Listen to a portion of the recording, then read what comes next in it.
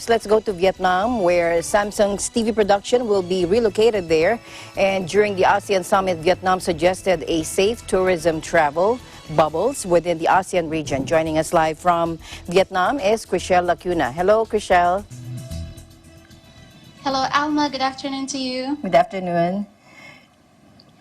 Yes, for the latest COVID-19 update, Vietnam reported 0 new coronavirus cases on Friday morning, with its tally still standing at 1,059, recoveries reaching 893, and deaths remaining at 35, according to the Ministry of Health.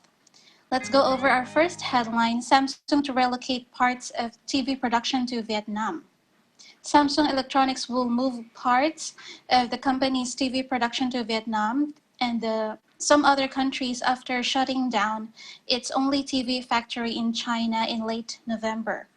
Samsung's Seoul TV factory in Tianjin, China, is scheduled to be closed at the end of November as part of the greater trend of businesses shifting supply chains away from China.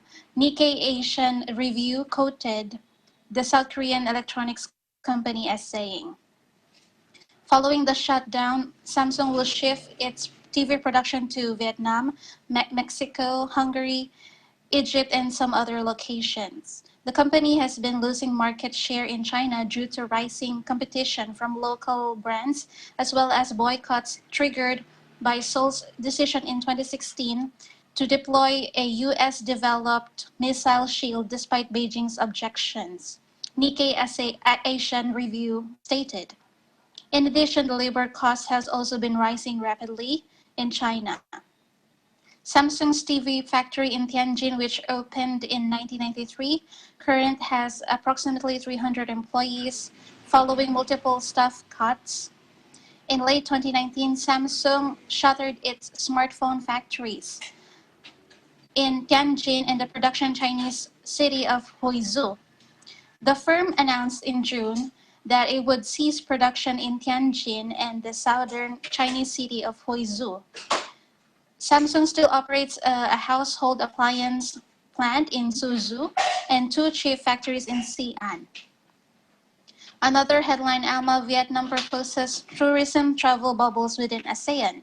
Vietnam has suggested ASEAN to research safe travel bubbles within region amid the COVID-19 pandemic.